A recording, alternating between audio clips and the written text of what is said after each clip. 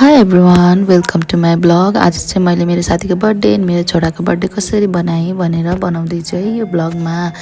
यसरी वेल्समा चाहिँ हामीले ह्याप्पी बर्थडे टु यु भनेर कन्टिन्यू मनायौँ। अनि त्यसपछि हामी लाग्यौँ Manchester City. Manchester City was really nice, we loved it.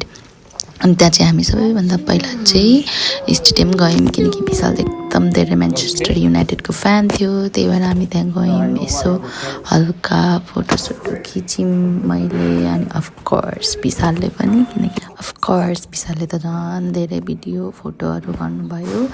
अनि त्यसमा पनि उहाँलाई चाहिँ एकदम धेरै म्यान्चेस्टरको फ्यान हुनुहुन्थ्यो, म्यान्चेस्टर युनाइटेडको। अनि विशालले पनि यो पजल सल्भ गर्यो, उसले सबै चेन्ज गरे भन्दै थियो। यो actual view of the ground जसलाई देखेर विशप खुसी हुँदै थियो। अनि सबैभन्दा बेस्ट भनेको चाहिँ यो live feelings as a prayer नै वाक गर्नुभयो विशाल र विशपले।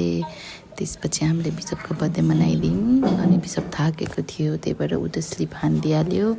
अनि त्यसपछि सुरु भयो मेरो नाटक। मलाई चाहिँ जहाँ जाँदा पनि सफा गर्नुपर्ने, इभन इन द होटल। त्यसपछि मैले सबै बिहान उठेर भोलिपल्ट चट्टा सबै मिलाएँ होइन। अनि मिलाइसकेपछि हामी अब एकछिन रेस्ट गर्नुपर्छ भनेर हो। मलाई चाहिँ खासै यस्तो फोहोरहरूमा बस्न मन लाग्दैन, त्यही भएर मैले चाहिँ चटचट सबै मिलाएँ।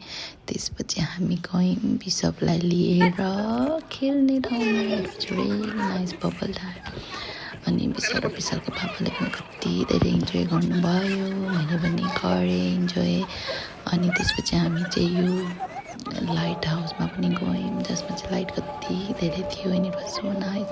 हाम्रो क्यान्डिडेट वाक गरिसकेपछि हामी वापस सिटीमै गयौँ। सिटीमा पनि म्युजियम रहेछ, म्युजियममा गयौँ।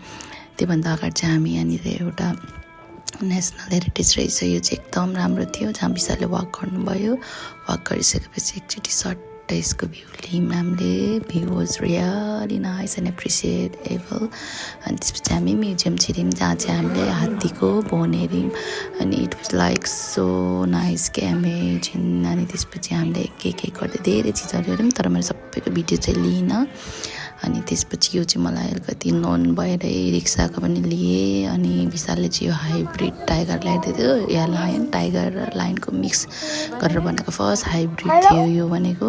अनि त्यो हेऱ्यौँ। अनि त्यसपछि गौतम बुद्धलाई हेऱ्यौँ। त्यसपछि हामी वापस ब्रिस्टल फर्क्यौँ। अनि यो चाहिँ रह्यो हाम्रो मेन क्यारेक्टर, हाम्रो ड्राइभर दाजु। By by.